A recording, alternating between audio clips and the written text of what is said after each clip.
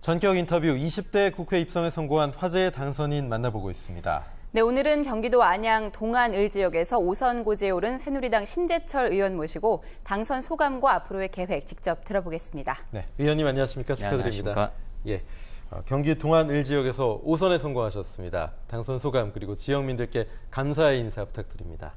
먼저 안양과 국가 발전을 위해서 이렇게 일할 수 있도록 기회를 주신 안양 시민들께 큰 감사를 드립니다. 그동안에 제가 국회에서 보여줬던 여러 가지 모습들, 그러니까 국회 출석이랄지 법안 발의랄지 국정감사랄지 아니면은 공약 이행한 실적이랄지 이런 것들을 보고 잘 판단을 해주신 것 같습니다. 그런 점들에 대해서 너무너무 감사드립니다. 네, 그렇군요. 이번 선거 특히 수도권에서 야풍이 매우 거셌습니다. 그런데 그럼에도 불구하고 안양 지역에서 유일한 여당 당선인이시거든요. 승리 요인 뭐라고 보십니까?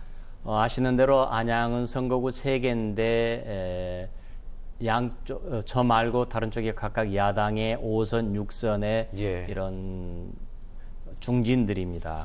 이런 상황에서 지역민들이 저를 선택해 주신 것은 결국 그동안의 일을 잘 했다라는 것과 그리고 앞으로도 일을 잘 할 것 같다라는 그런 믿음이라고 저는 생각을 합니다. 예, 이렇게 지역민들이 한결같은 성원 믿음을 보내주셨기 때문에 앞으로 지역을 위해서 또 4년 어떤 봉사를 할지 좀 궁금하거든요. 어떤 계획들이 있으십니까? 우선 저희 지역에서는 제일 큰 문제가 안양교도소 이전하는 이 문제가 있습니다. 그래서 안양교도소를 이전하는 문제인데 이 문제가 지금까지 논의와는 다른 것은 지금까지는 중앙정보와는 상관없이 지역에서만 얘기가 나오고 말았었는데 이번에 이전 계획안은 중앙정부에서 처음으로 계획을 잡았던 겁니다. 바로 그런 점에서 가장 큰 것으로서 현재 법무부에 최종 승인을 남겨두고 있는 이런 상태고요.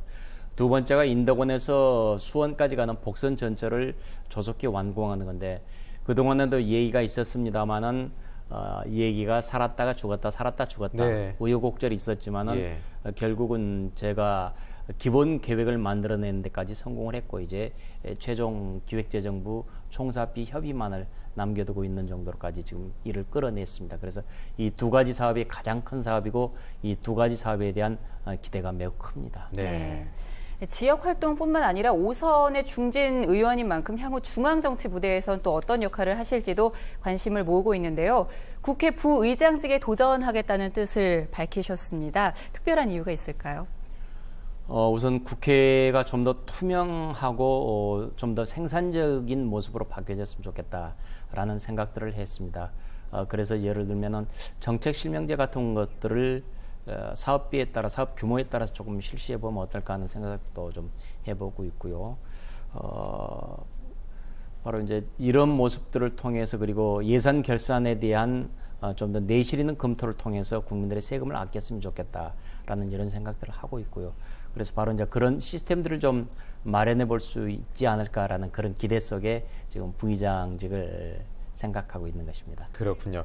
이제 뭐 3당이 원내대표 선출이 마무리됐고 또 이 당대표, 전당대회들을 앞두고 있는데 우리 심재철 의원께서 우선 중진이시다 보니까 어떤 생각이신지 모르겠는데 계속 당대표 얘기가 나오고 있거든요.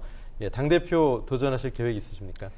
저희 이번에 지금 총선 참패했고 그에 따른 개혁이 필요하고 당의 재건을 위해서도 그런 역할을 해줬으면 하는 얘기가 있다는 것도 물론 알고는 있습니다. 그러나 아직은 제가 보기에는 제가 뭐 당대표를 맡을 만큼 그런 정치 경험이랄지 이런 부분들이 아직은 일천하다라는 생각을 하고 있고요. 그래서 좀 더 수양을 쌓아야 되겠다라고 생각하고 있습니다. 겸손의 말씀이 아닌가 싶네요. 네, 바로 어제 새누리당 신임 원내대표와 정책위 의장이 선출이 됐습니다. 정진석, 김광림호 어떻게 평가하시는지요? 요소야대 상황을 이끌어 나가야 되는 매우 중차대한 임무인데 협상과 대화를 통해서 이런 부분들을 잘 풀어나갈 거라고 저는 생각을 하고 있습니다. 특히 정책위 의장 같은 분은 경제를 전공했던 경제통이시니까 이런 문제, 국민의 민생 문제를 잘 풀어나갈 거라고 생각하고 있고 정진석 원내대표 같은 경우 원만한 성품으로 새롭게 이 문제를 여소야대 상황을 잘 풀어가지 않을까라고 이렇게 기대하고 있습니다. 우선 중진 의원으로 개인적으로 좀 이런 역할을 새 원내대표진이 해줬으면 좋겠다. 그런 바람이 좀 있으십니까? 지금까지 보여줬던 모습대로 저는 잘해 나갈 거라고 저는 기대를 하고 있습니다. 그러나 여소야대인 만큼 이전과는 좀 다를 것입니다. 그런 만큼 새로운 저희 정진석 원내대표가 잘해 나갈 거라고 생각하고 있고 또 그리고 또 그에 걸맞게 야당 원내대표들에게도 예. 태도 변화를 예전과는 다른 모습을 좀 취해줬으면 하는 그런 바람입니다. 네. 네. 의원님께서는 원내대표 경선 전부터 신임 원내대표와 비대위원장을 따로 분리하는 방안을 주장을 하셨는데 여전히 같은 생각을 갖고 계신지 궁금하거든요. 겸직을 하면 좀 더 빠르게 당을 재정비할 수 있지 않을까라는 생각을 할 수도 있을 것 같아서요. 겸직할 수도 있겠습니다만은 신임 원내대표가 할 일이 원 구성 그리고 상임위원 배분 문제랄지 굉장히 업무가 막중합니다. 그리고 예. 업무가 큽니다. 그렇기 때문에 하중이 너무 많기 때문에 새로운 당을 전체 큰 모습을 새롭게 바꾸는 비대위원장과는 분리를 해서 별도로 하는 것이 일의 효율성이랄지 전체 방향에서도 훨씬 낫겠다 생각해서 따로따로 하자라는 것이 제 주장입니다. 예, 그렇군요. 그렇다면 우리 심재철 의원께서는 비대위원장은 어떤 분이 맡으셔야 된다고 개인적으로 좀 생각을 하는지, 뭐 어떤 성향이나 아니면 또 구체적으로 어떤 분이 좀 했으면 좋겠다 이런 생각이 좀 있으신지요? 굳이 누구를 지목해서 예. 어느 분이 좋다 안 좋다 이렇게 얘기하고 싶지는 않습니다. 네. 그러나